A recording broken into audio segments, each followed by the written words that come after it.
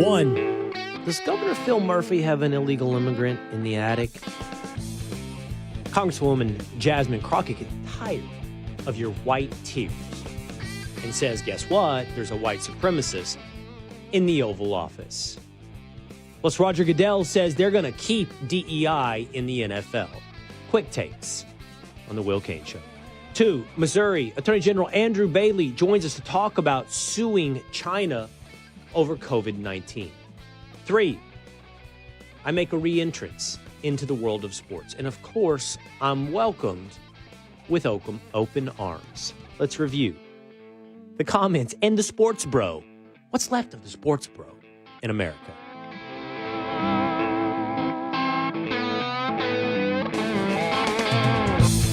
It is the Will Cain Show, streaming live at foxnews.com. On the Fox News YouTube channel and the Fox News Facebook page every Monday through Thursday at 12 o'clock Eastern Time. Subscribe on YouTube. Jump into the comments section. Become a member of the Willisha. If you're listening on terrestrial radio, make sure when this episode is done airing, you subscribe on Apple or on Spotify. That way you can hang out with us whenever you like on the Will Cain Show. Fellas, I got some feedback yesterday. I'm doing a better job, apparently. I've improved nodding my head. It's just current reviews of the 4 p.m. hour on the Fox News channel. I'm doing a better job of nodding my head, right? Cutting that down. Mm-hmm. But people suggest still that I say Will Cain Show too much. That I'm it's a little narcissistically self-aggrandizing. Reinforcing. I guess. You got to repeat something to make a point. Yeah, we have learned the value of repetition and simplicity. And that was like one of the first lessons from Donald Trump. I remember back in I guess it would be 16. I remember sitting at my cubicle at ESPN, and there's this guy, and I'm not going to remember that. Maybe it was called The Art of Persuasion or The Art of Rhetoric. I can't remember, but he made these videos I thought was really good, like analyzing the way different people speak and why it's effective and why it's not. Because it's hard to rewind now, but if you go back to 16, Donald Trump was such a preconception breaker on rhetoric. You know what I mean? Like half of us at the beginning were like, well, this doesn't make sense. You know, like the way he talks, it's not going to work, but it did work. And you had to recognize it at some point. Like this, because it was different than every politician. Truthfully, it's different than every corporate CEO. It's different than everybody who's ever really arrived at high levels of leadership. And you start, if you're a curious person at all, you start going, how? Why? And I started watching these videos, and that was one of the first things that was talked about. First of all, the way he speaks. See, I don't want to make it seem derogatory, but is the word like elementary? He doesn't speak. He doesn't use big words. He doesn't use complicated sentence structure. He doesn't use, reaches and grabs to try to sound educated. It's a sign of intelligence. What is? Using simple phrases and descriptions to describe complex issues and things is a sign that you're smart and boil it down and actually know what you're talking about. And using big words is a sign of BS. Yeah? You think so? Sometimes. 100%. Is using big words a sign of BS? I think so. Sometimes people try to make themselves sound smarter, so they learn big words and try to win arguments that way. Do you think I do that too much? No, not at all. There are some. You guys have joked before that sometimes I use words. You're like, what is that word? Well, there's that one phrase you love, and it turns out Stephen A. also uses it all the time, so I don't know who used it what first. Phrase? But in my estimation. Yeah. But I've noticed it's a lot of... It sounds like a legal term. One. Well, it's not conversational. Mm-hmm. Like, if you were at a barbecue and somebody goes, in my estimation, you'd be like, what's with this dude, right? Like, what's with this dude? He is not so what fun. am I doing there? Thanks, Bob. Why is that a crutch that I'm leaning back on? When I was at CNN for 5 years, Van Jones said to me, you guys know Van Jones, right? Mm-hmm. I had a decent relationship with Van Jones. He's a different guy. Like, he's super liberal, obviously. But I do remember conversations off air with Van where it's like, there's a real open mind there and a curiosity in a way to understanding things. Like, I've seen clips of Van Jones recently pushing back on this whole idea that still they're holding on to, that Trump is stupid. He's like, you guys, first of all, he's smarter than all of us, every one of us. I don't know who he was talking to. It was a panel of other libs. But, like, look around. Like, the proof is in the pudding. He's smarter than all of us.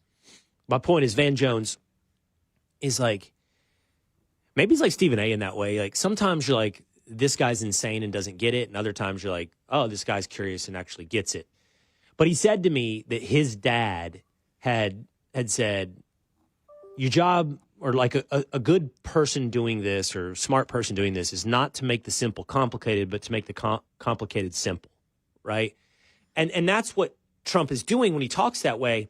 And those Art of Rhetoric or Art of Persuasion videos I used to watch when we were first facing the revelation of Donald Trump was simple and repetitive. Say it over and over and over again. Simple and repetitive. And that's how it breaks through. I've honestly seen Pete doing that. I've seen Pete, since he's become the Secretary of Defense, repeat, because I see a lot of what Pete has to say, but most people don't. Most people don't see 10 clips of someone. You know what I mean? They see 1 of 10. And so there's a point in the repetition. So maybe there's some point to me saying Will Cain Show. This is where this all started, right? Like if you've seen me say it 10 times, I won you. Like, you're with it. Thank you. You got to drill it into their heads. Well, I'm just imagining you finishing the show at 5 p.m. and like watching like an hour worth of Pete's clips on your phone, like smiling. Well, we carried Pete live yesterday. No, I mean, it was like he's carried him from the border with Tom. He sounded very presidential. It was like old school. Off the border wall with Tom and Pete. Yeah. New segment. You know, the presidential thing is interesting. I've started to see, more rumblings about that potentiality. He's talking like it. Who knows where it goes? The Wall Street Journal has a real interesting article up this morning about the left and how much in the wilderness the left is, because they just elected a new leader of the DNC, right? By the way, it came down to 2 white dudes, 2 middle-aged white dudes. So, way to go, Dems. You're really doing a good job with your self-fulfilling prophecies. But the article is about where do they go? Not only do they not have a person, a leader, they don't really have a coherent message. Like, they don't have, who are we? What do we stand for? Meanwhile, on the right, like, you could say J.D. Vance, Pete Hegseth. I mean, there's more. I'm sure that, Marco Rubio has bigger aspirations, would be my guess. Like, do you think Nikki Haley again? She'll try. No. She'll try. I know a lot of Republicans that liked her. There's going to be 10% of Republicans that are still antithetical to what Trump is that'll vote for Nikki Haley, which will give her the funding to run, and she'll do it so she could hear herself talk on a national stage. Yeah. She'll get 10% of delegates, and then she'll go off and do a bad podcast. No, I don't think Nikki Haley. I think, like, Rubio's interesting in that, a senator, being a United States senator is essentially a job for life, right? So one could argue, what's the point in going Secretary of State after senator? And of course, the answer is power. It's more power, but it's also a platform. Clearly, isn't that Hillary's path? Hillary's path is senator to Secretary of State to presidential run, and I'm just saying that's what Rubio might have in mind. And of course, I don't think you're probably done with Ron DeSantis on a national stage. I don't know about his prospects, but all of those are pretty deep. What's up, 2-a-days? I love talking in February of the president just got inaugurated and we're talking about who's next. It's kind of like sports talk. It is sports talk. It's like, oh yeah, my team's going to be great in 4 years. It's like talking about but it's not just 2028 draft. It's not just. Yeah. Because it's also about like the lay of the land today. And we're going to get into this today because I think it's fascinating how much in the wilderness the left is. And I don't think there's a full recognition of where the right is to either, by the way, because I do believe that no one's in the wilderness forever. No governance is permanent. No movement lasts into eternity. Usually the way politics works is the side in power oversteps, and therefore the pendulum swings back the other way. The difference is most of the time that is painted as a pendulum swinging between 2 bipolar things, Republican, Democrat, left, right.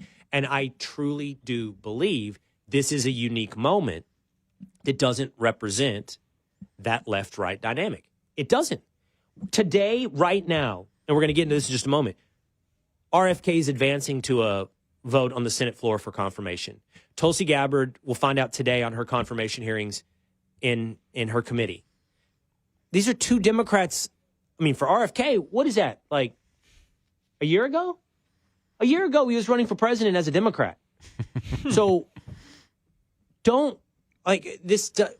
I actually think the entire political landscape is being reshuffled. The only question is, how does it last beyond Donald Trump? Okay, that's just sort of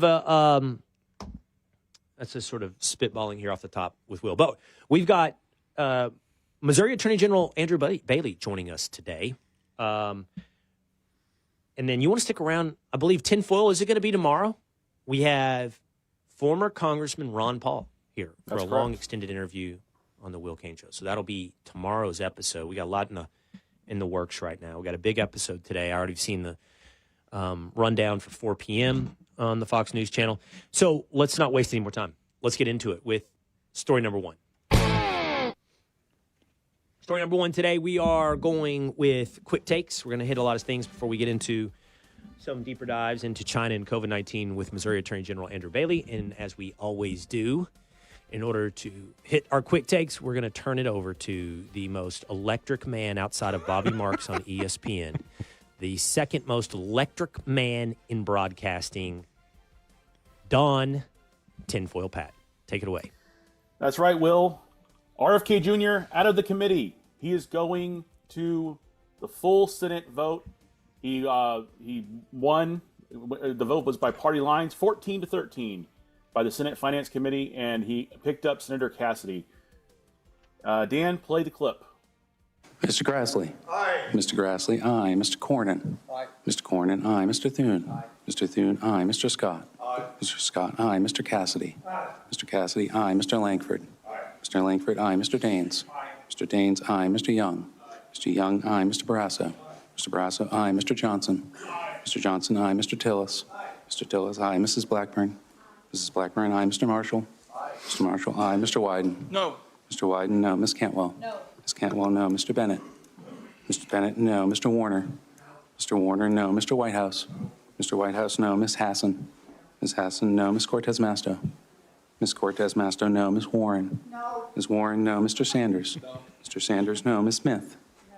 Ms. Smith, no. Mr. Lujan. No. Mr. Lujan, no. Mr. Warnock. No. Mr. Warnock, no. Mr. Welch. No.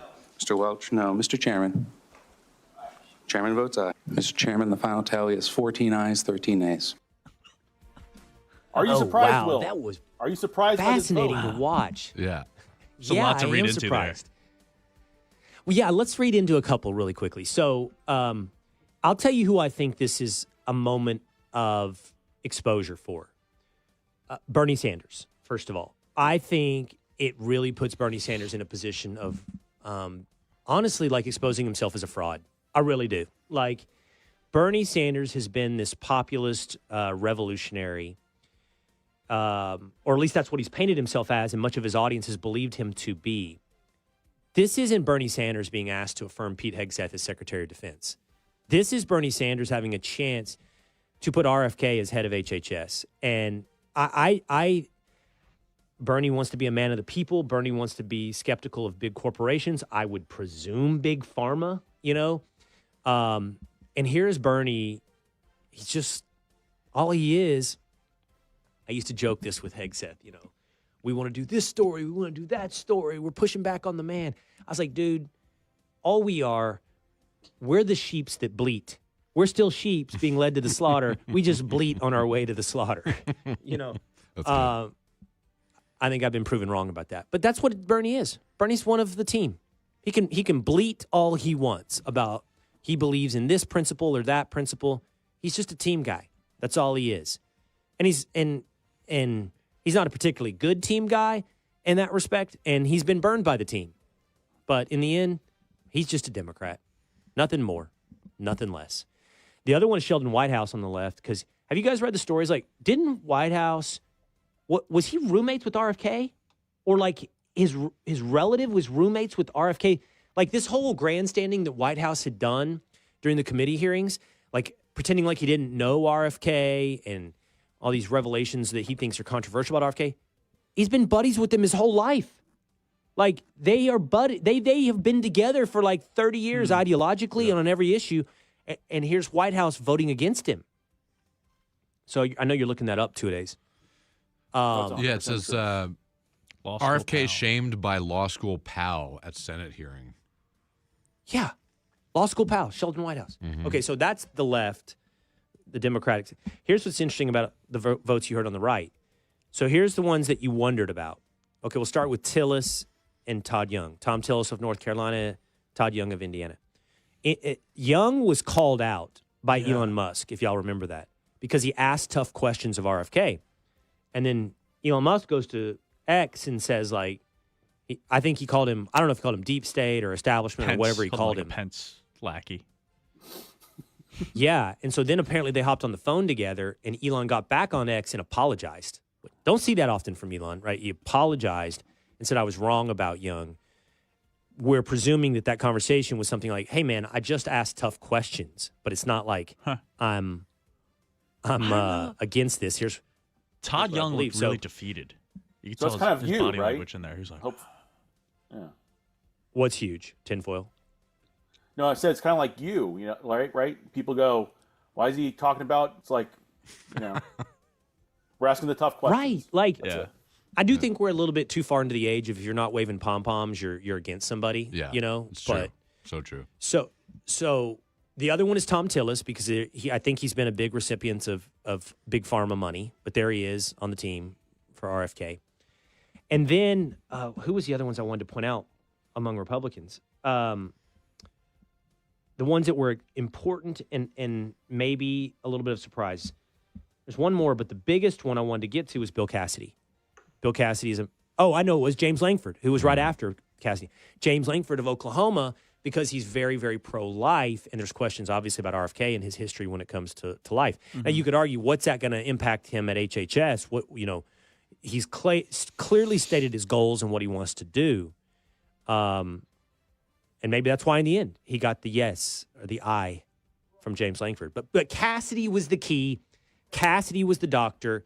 Callie Means came on to the Cain Show and said, this is the guy you have to have. If you don't get him, you don't get RFK.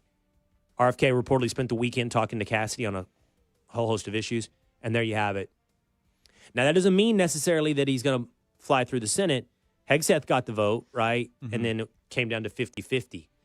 But I think with the vote of the committee and with Cassidy in particular, that carries a lot of weight going into the Senate confirmation for RFK. So looking good. I don't know what betting cards are right now. Look them up real quick. And then we're waiting on Tulsi, right? Tinfoil, the vote on Tulsi hasn't taken place yet? Not as far as I can see. No. Right. Not at the time of we're live here. Yeah. What are you looking at? Poly Market? Yeah. So we're trying to get to the one where it has all of the cabinet. Let's see. That's just nominates. Here, You find it. We'll keep going. It's got to be easy. I'll raise my hand when I got it.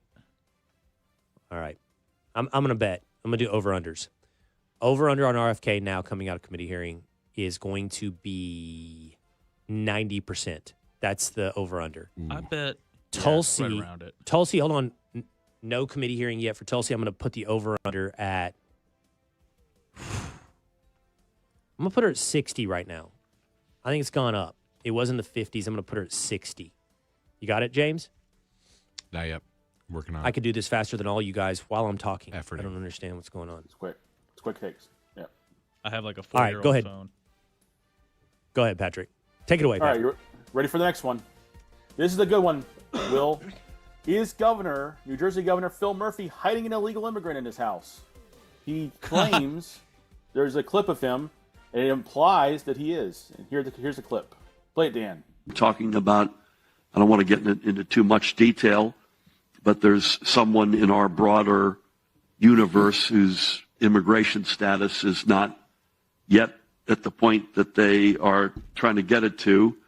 And we said, you know what, let's have her live at our house above our garage. And good luck to the feds coming in to try to get her.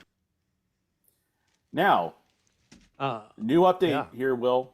His office claims that they denied the claims and said that he never technically said that the person was illegal, just that the immigration status was, they weren't where they wanted to get to, and good luck trying to get to the feds coming to get to her. And here's what Tom Homan had to say about that. I think the governor's pretty foolish saying what he said, because I got note of it, won't let it go, we'll look into it. And if he's knowingly harboring, concealing an illegal alien, that's a violation of Title 8 United States Code 1324. I would seek prosecution, or the secretary would seek prosecution. So it looks like he might be playing with fire. I hope we're going to find out. What do you think, Bo? Okay, first of all, James, do you have the poly markets up yet? Yeah, I do. Okay, but look, in the amount of time it took to play those two clips, I have it up, and I have screen shared it to my in-studio monitors. Like, do you guys have two hamsters on a wheel running your internet back there, or that's exactly the issue. You didn't know where to go. The screen on my phone didn't respond to my fingers because it's old, so I had to switch over to the laptop, and then I found it in 10 seconds. Well, you're just getting too good at it. That's why. Researcher, broadcaster. You're just getting too good at it. I was intentionally going slow so I can try and see if they would get me a new phone. Right. Here we are, guys, just to set the over-unders. I was wrong. Yeah. Tulsi on Polymarket is 99% now. Wow. 99%. Ahead of the hearing? What happened? RFK's at 98%. That's wild. Tulsi did pick up a new backer, I believe, the last hour or two. Susan Collins? Susan Collins? Yeah. I saw that yesterday. 99% for Tulsi. That's a huge swing. She was in the 50s a day or two ago. They have Pete Hegseth to thank. Okay. All right, Governor Phil Murphy. Here's the deal. He's just... If there's one thing to learn, I know it's quick takes, Patrick. I heard you a minute ago. If there's one thing to learn about the world right now, everybody's a house of cards. Donald Trump is like, what is he, the big bad wolf right now? Blowing down houses made of straw? I mean, Mexico, we don't want the 25% tariffs. What can we do? 10,000 troops at the border as a start, and that'll get you a 30-day pause. Canada. Going to do some things on their border, get you a 30-day pause. Everybody talks tough, and then they fold. Venezuela released American hostages just over the weekend. The Panama Canal, we'll see where that's headed. Looks like it's headed for America's way. Greenland, I think I just read this morning we're headed for an entree now between Greenland and America. Who knows what that leads to? Trump is talking big about 51st state of Canada. And we should look up what the betting markets are on that. Like, why would you bet against it at this point? Like, so here's Phil Murphy. He wants to run out there like Brandon Johnson, the mayor of Chicago, and several others, and he wants to act tough. And he says, I've got an illegal immigrant in my attic. Come get him. And here's Homan. Okay. Next thing you know, it's like, well, actually, they're not an illegal immigrant. Actually, they just don't have I don't even know what he's saying now. They're legal, but they don't have their permanent citizenship yet. I don't know. They're green card holders, but they're not citizens. Now he's what do you call it? He's like backtracking. Crab walking backwards, right? So, and by the way, I hope Homan still does go and investigate. Just because to be sure. You can't. You got to double check. Well, yeah. Person might be and a the dreamer, other part of this is that Obama 10 years ago was opposed to illegal immigration. Like really high deportations under Obama. And yet now the modern Democratic Party is open defiance of the law and open defiance of law enforcement. Like, can you imagine? I am breaking the law, says a governor of a state. Come get me. I mean, okay, we'll come get you right there. And we should. You shouldn't have that kind of treasonous behavior, quite honestly. You can't be breaking the law like that. And you can't be bragging about it. And you can't be in defiance. Are you ready to secede in New Jersey? I'm going to bet you the people of New Jersey aren't. New Jersey is close to going red. Yeah, I was going to say, New Jersey's close to going red. 50,000 votes margin was for Harris in the election. And just yesterday, Scott Pressler came out with said that the Democrats lost 2,500 people on the registration and the Republicans gained 10,000. It's nuts. 40,000 people. Right. I found the poly market for Canada.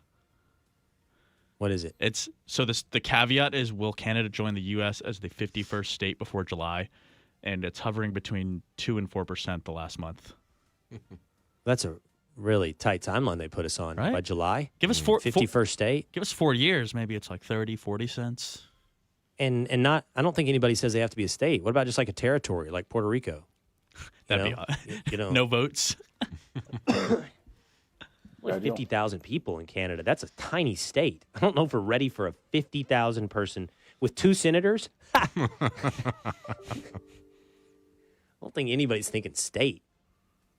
Sorry, this was We Canada. got to figure out how. Canada's 51st state, not Greenland. Oh, that's 2 to 4% Canada. No, we got to carve that thing up anyway. That's got to become 3 or 4 states. I'm not into this one state thing in Canada. That's 2 Democratic senators for sure. That's one big state. Okay, take it away, Tinfoil.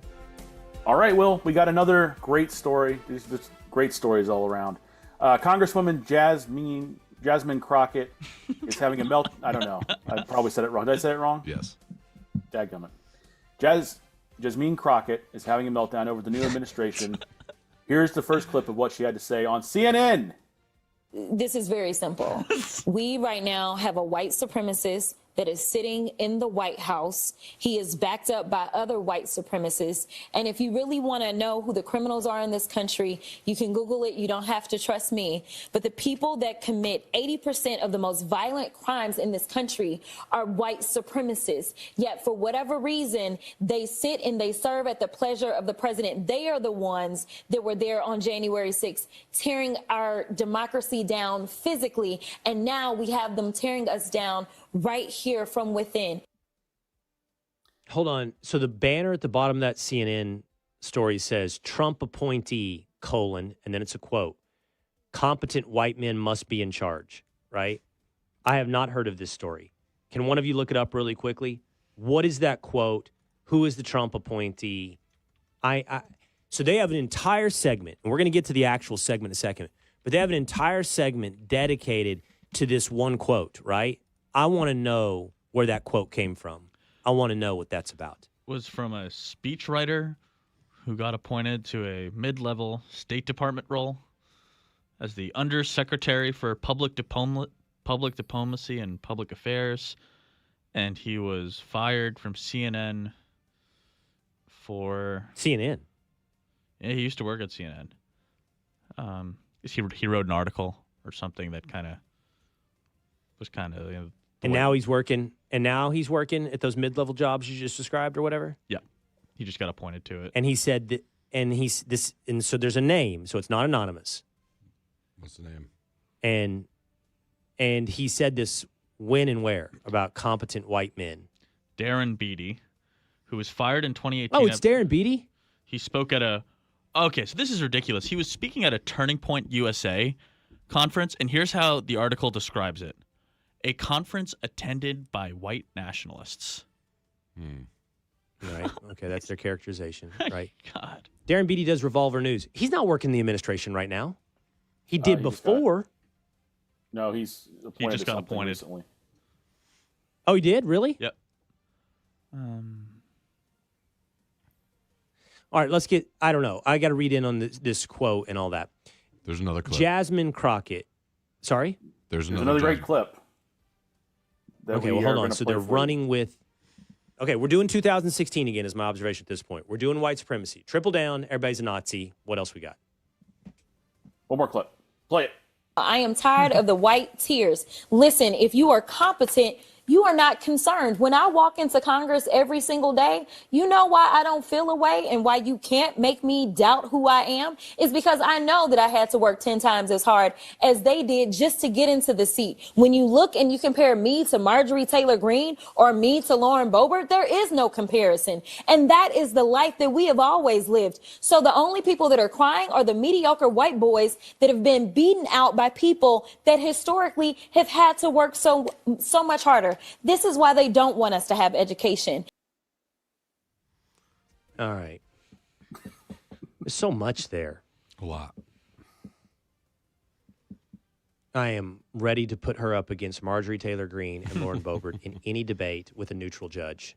Any debate on any subject with a neutral judge. She is, like, puffing out her chest and her own resume is absurd.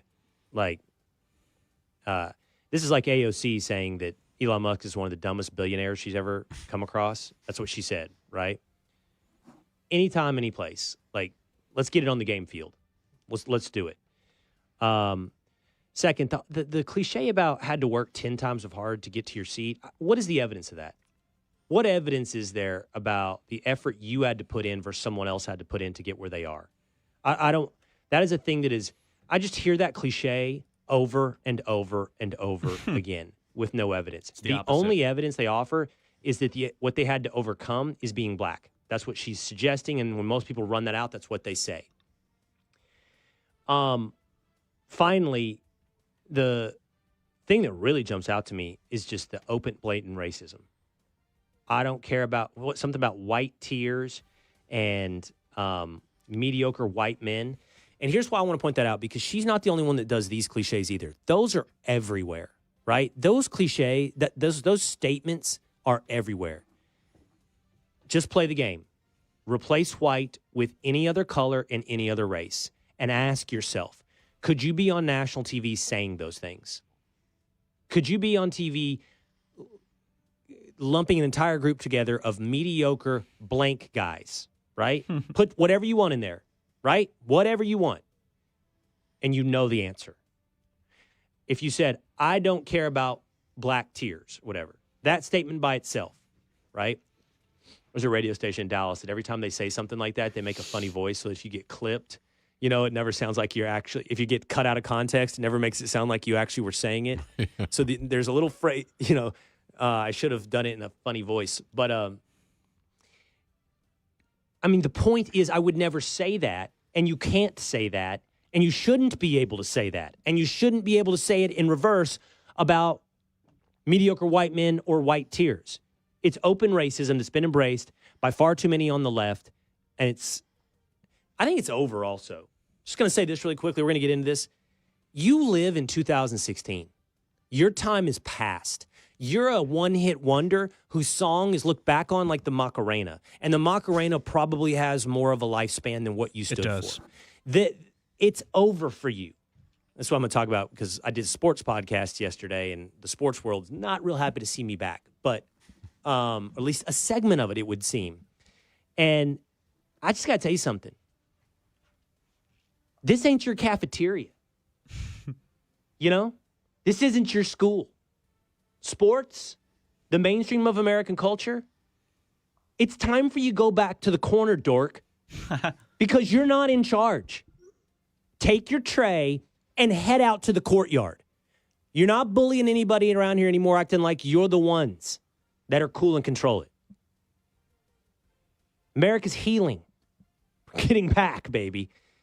And you are the racist, or you are the beta boy eunuchs who never should have been listened to in the first place. Watch it, bud. Okay. Keep going. What? Keep going. I was like, hey. What do you mean watch it? I'm just getting warmed up. All right. Not so fast, Will. Not so fast. What? NFL Commissioner Roger Goodell has doubled down on DEI. Play it, Dan. Well, I think I've said it before, Jared, but listen, we got into diversity efforts because we felt it was the right thing for the National Football League. And we're going to continue those efforts because we've not only convinced ourselves, I think we've proven ourselves that it does make the NFL better. So we're not in this because it's a trend to get in it or a trend to get out of it. Our efforts are fundamental in trying to attract the best possible talent into the National Football League, both on and off the field, as I said previously. Oh, then you should have gotten rid of DEI, Raj. You're not into getting the best possible talent. You're getting the best possible talent of certain races at certain times for certain positions. Of course, not on the field. Boy. So the thing on Roger Goodell is, first of all, that statement was completely substanceless. We did it because we believe it's the right thing. Mm-hmm. Why is it the right thing? Obvious follow-up, you know. And not only do we believe it, we've been validated because we've proven it's the right thing. How have you proven it, Raj? What have you done? What's been the big success of DEI? I'd love to see that. How about, can we do this? What's the success of DEI other than some proportional representation of people in certain positions that you wanted to achieve? In other words, quotas. What has DEI done to make your business better? I'm curious about that. President In Trump what way? simplified it really well. And this big old issue that we've been talking about for years said, we should probably get it on the soundboard. Everything woke turns to bleep. Yeah. That's it. That's the entire issue. What revenue stream? What on-field product? What audience viewership? What anything has been improved by DEI? True business metric, not some self-fulfilling quota requirement. Not that, but an actual thing that an owner of a business would be like, we're better because we did that. See, the thing about Goodell is he isn't a true believer, evidenced by the lack of substance given there. And on the trend front, Goodell is terrified. That's all there is to it. He's terrified. He's terrified of mutiny. He's terrified of public backlash. And he still believes that this is the safe spot for him to sit in. That this is the safe spot. So where is the bomb shelter? He's going to be closest to it there in the NFL. Okay, let's get into whether or not you can sue China for COVID-19. It's already being done in Missouri. Let's get into that with the Attorney General of Missouri, Andrew Bailey, coming up on the Will Cain Show. Don't eat breakfast until you learn about caloric bypass. Your breakfast is setting you up for the entire day to either gain weight or lose it. The term breakfast literally means to break your fast that you started the night before. About 4 hours after you eat dinner, your body switches from the nutrients we get from food to the stored glycogen that we all have in our bodies. Once glycogen stores are depleted, this takes about 8 to 12 hours of fasting. Then the body shifts to burning fat for energy. Fatty acids are released from fat stores where they are converted into ketone bodies through a process called ketogenesis. Then, when you eat breakfast in the morning, the body starts the cycle again. This is where the caloric bypass comes into play.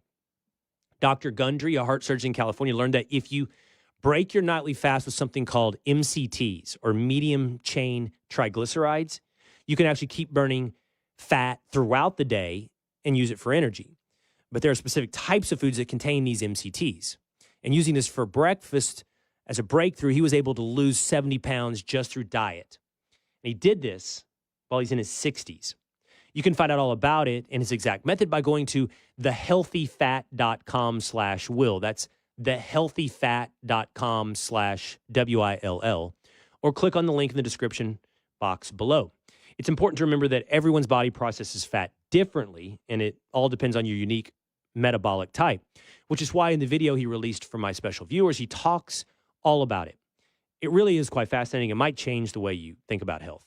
Go to healthyfat.com/will or click on the link in the description box below.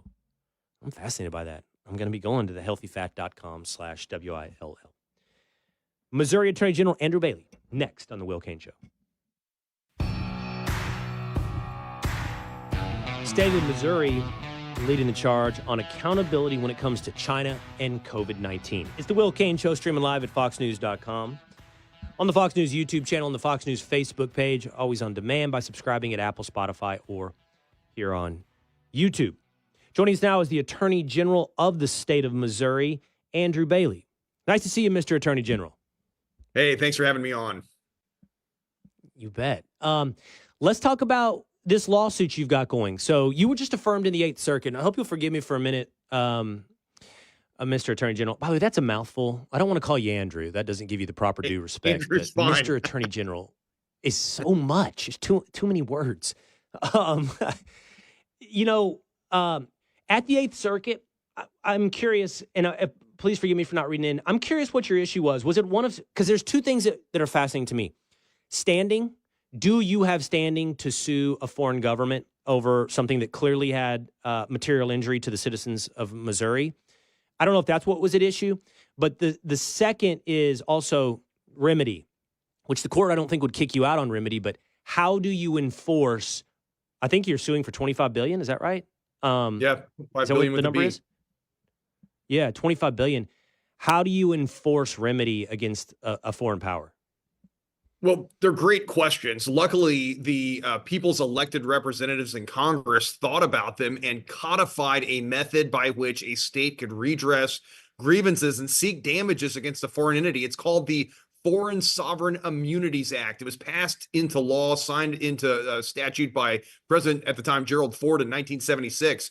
And again, this is not some crackpot legal theory. The Congress passed a law to specifically provide a judicial process to do exactly what we're doing in this case. And that was what was affirmed at the Eighth Circuit Court of Appeals. The evidence that we have shows that China unleashed the COVID pandemic upon the world and then hoarded the PPE that the people of the state of Missouri needed and the state government needed to respond to the pandemic that China created. And we've been damaged to the tune of $25 billion. This is a groundbreaking, I believe it'll be a precedential case. China was served and provided with due process. They've been afforded an opportunity to defend themselves and put on evidence or dispute and refute the evidence that we've put on. They've declined to do so. That's how little they think of these United States, that although they're willing to do business and own assets in the United States of America, they can't be bothered to comply with federal statutes that provide a method by which we can bring suit against them. And so we anticipate receiving that $25 billion judgment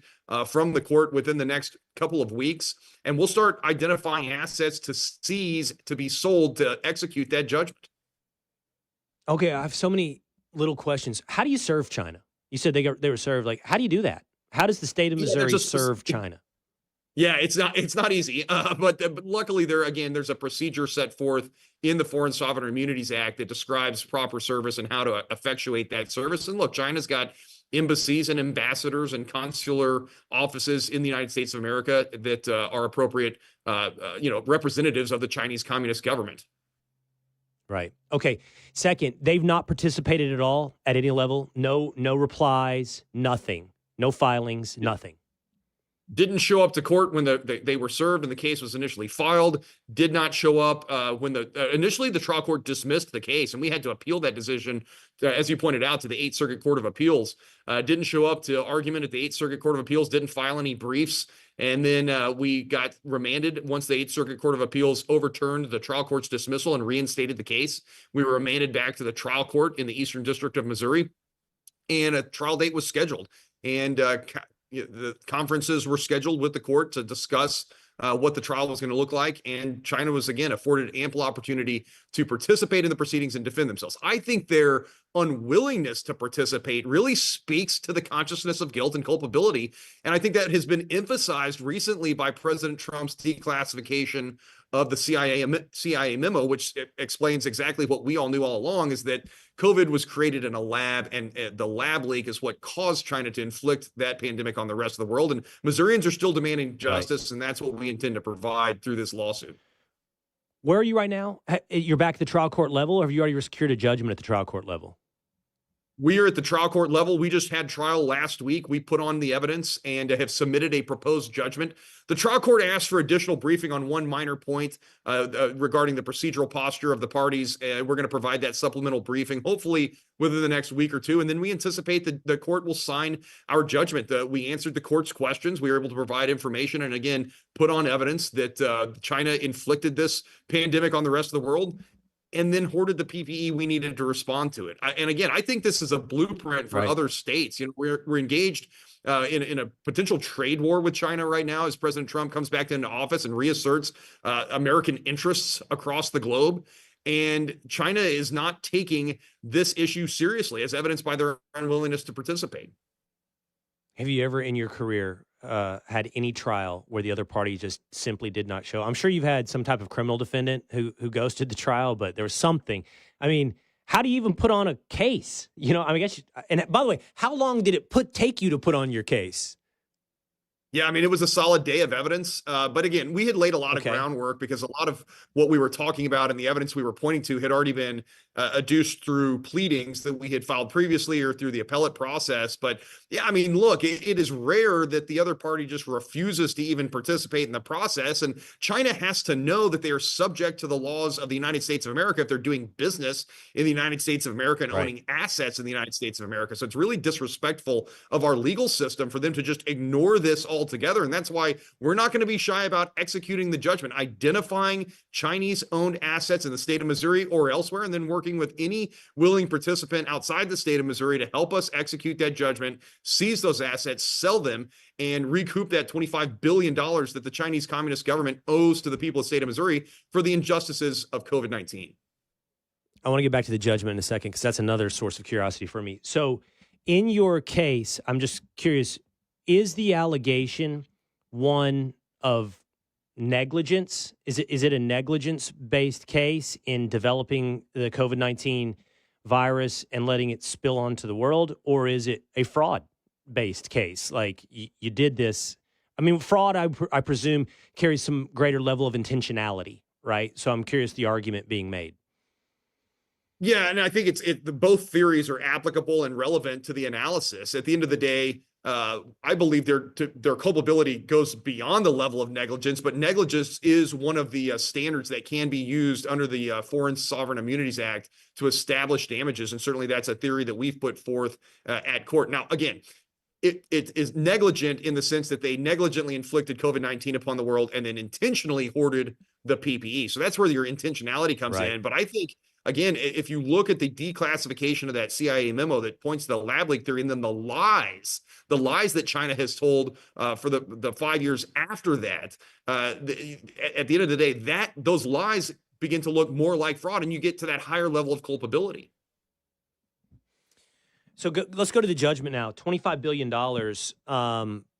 You've already began to lay out for me how you collect on that. So once the judgment is secured, it's a process of seizing assets, identifying and seizing assets. So I know you probably can't and don't want to lay out what assets in particular you'd seize, but can you give me and the audience listening some sense of expectation, like as a profile? Like what could you seize as an asset to potentially satisfy the judgment? Well, anything we can prove that the Chinese Communist government owns. So whether it be real property, whether it be vehicles, whether it be, buildings in St. Louis or elsewhere around the country. We know they have Chinese Communist cultural centers that are probably fronts for spying on their own citizens who are studying here in the United States of America. Things like that start to look like prime targets for asset seizure that we can then convert towards payment of that $25 billion judgment. Is that almost a whole new level of litigation for you in that I don't know how much is directly owned by the CCP. You could probably identify a ton of assets that are owned by Chinese corporations. And then you have to make the argument about how much of the Chinese corporation is controlled by the CCP, I would assume. And then therefore, can you seize those assets? I think if you're limited to just clearly owned assets by the CCP, you'd have trouble getting to satisfy your judgment. Yeah, no, I think you're right. But again, it's going to require them to show up to court and object. And so far, they've been unwilling to do that. So we'll see how it goes. At the end of the day, I think there's another theory here, which is that when Xi Jinping sits on the board of directors of a Chinese company, it looks like it's a private company, but he has that golden vote. The company's going to do exactly what the communist dictator in China wants that company to do. And so does that look more like a state-run entity than a more traditional corporate structure that we would understand in a democratic republic like the United States of America under a capitalist system? And so these are all issues that potentially will be litigated. But again, it's going to require them to show up and defend themselves. And they've proven unwilling to do that thus far. Where'd you get the number $25 billion? Yeah, that's based on the damage estimate on the evidence that we were able to put together based on the harms inflicted upon the state in our response to COVID when we couldn't access the PPE. And isn't it a traditional, communist theme that they create a harm, create a need for a product, and then monopolize the supply of that product and in order to not meet the demand? I mean, it's a market manipulation, that very well fits within the communist theory. Has this lawsuit, Mr. Attorney General, do you think, has it allowed you any greater understanding of what really happened with COVID? why I ask you it that way is you, because they're not participating, don't have special knowledge from the rest of us in terms of discovery. You haven't been able, in a normal lawsuit, you sue someone, you get to go through the discovery process of requesting documents to kind of help prove your case after you've already filed your suit, right? So if that were the case here, you'd be getting stuff out of the Wuhan lab, you'd be getting stuff out of everywhere based upon the normal legal process here in the United States. They don't participate. They're in China. You're not getting that. But I don't know. Certainly under Joe Biden, you wouldn't get any. I don't think you probably got much help when it comes to the intelligence agencies or anything like that. But has anything in your process been able, you think, to give you special insight to what actually happened with COVID? Well, I think it's connecting the dots. And again, these are inferences that reasonable people have drawn all along that I think the legacy media largely ignored, and that the Biden administration certainly sought to suppress, and that the Chinese government actively sought to suppress, which is that China caused the COVID-19 pandemic.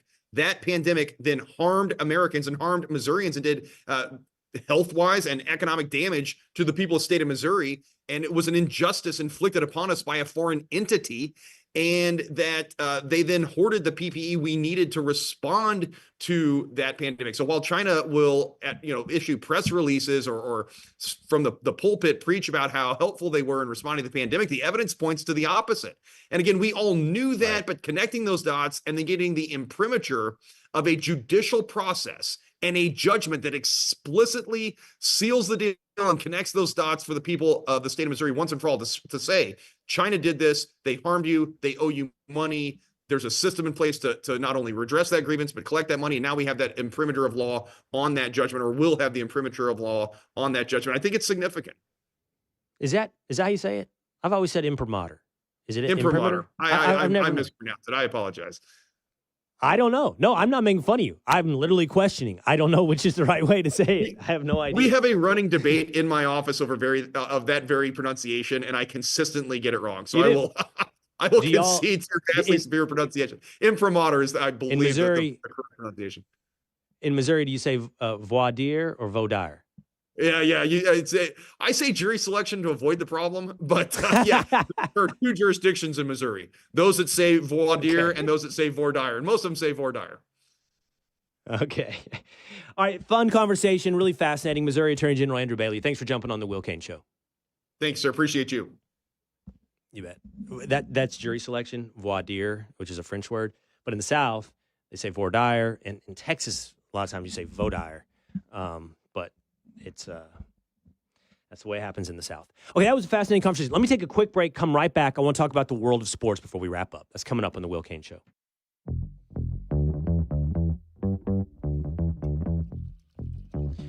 Okay, welcome back to the world of sports, Will Cain.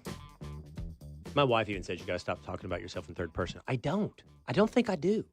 It's just that there's a show with my name on it. It is the Will Cain Show, streaming live at foxnews.com, on the Fox News YouTube channel, on the Fox News Facebook page. So, fellas, I went on the Russillo podcast, the Ryen Russillo podcast yesterday. First time since we were together back in our days at ESPN. Ryan and I keep in touch. We're friends. We text. Every once in a while we talk on the phone.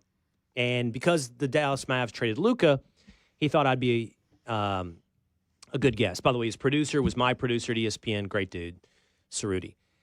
So they put it out on Twitter, and we discussed this. And we only have a few minutes to discuss this. And for half the audience, they're going to be excited that we only have a few minutes to talk about sports. But, man, on X was Russillo's audience mad at him that they had me on. Skipping this episode, jumping through the Will Cain interview. Why do you have this Nazi on? Yada, yada, yada, yada, yada. YouTube comments were less venom-filled. And it just made me feel, this is what I was talking about earlier with Jasmine Crockett. I don't know a single dude like that.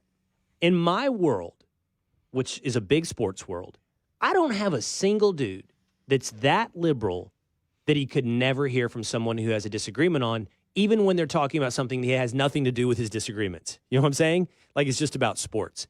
I don't know these dudes. Like, I literally, and 5 years ago, we thought these dudes were the majority. That's clearly not the case anymore. Like, it never was. It just sounded that way because you listen to ESPN and Le Batard and whatever else. But, like, whoever these dudes are, white dudes for Kamala that love sports. I don't know them, fellas. I don't know them. Like, it feels like yesterday you had a moment and that moment's gone. That's yesterday. Are these all your friends, two-a-days? Honestly, no. All my sports friends are, not like that specifically. A couple of them are that I'm in a group chat with. We won't name names, but mostly I don't see these people in my life either. So I don't know where this is coming from. Depends on the fan base, I guess. Do you guys in Florida and wherever you live, James, the Upper East Side? I mean, do you have these dudes in your life? Bernie bros that love the Pistons? I've got. The Pistons aren't our front runners, so James wouldn't like them. First of all, I've got zero. Like, I'm serious. Like, I don't know this dude. Zero. The dude that is super hateful of Donald Trump, and he freaking loves the Nuggets. And he can't get it. The NBA is a more liberal sports base, right? And X is too, even post Elon. But like, I just don't know these guys. Mine are Boston. I have two guys who are really anti-Trumpers, big time liberals, and they love the Celtics, love the Red Sox. Huh. Which is interesting. I'm not just saying this. Most of the guys in my life are pretty into being guys. and I'm not making an intellectual. I'm not making an intellectual argument. But like, well, I mean, like, I do know a bunch of vets and special forces dudes, almost to a man. I can tell you, they're not on the internet talking about, I can't hear from this guy that likes Donald Trump. I do know a bunch of guys in Texas that like sports to a man. I can't imagine them behaving this way and thinking this way. So I don't know if in their spare time, these dudes are making sure there's tampons in the men's bathroom. But when they're not, they're apparently super into Anthony Davis trade. All right, I got to go because we're up against it here. I got to say goodbye to everybody. Maybe we'll pick up more on this tomorrow. Jump into my social media. I'd love to hear your thoughts on that. We got a big interview coming up I got to get to here. So you'll hear it tomorrow with former Congressman Ron Paul on The Will Cain Show.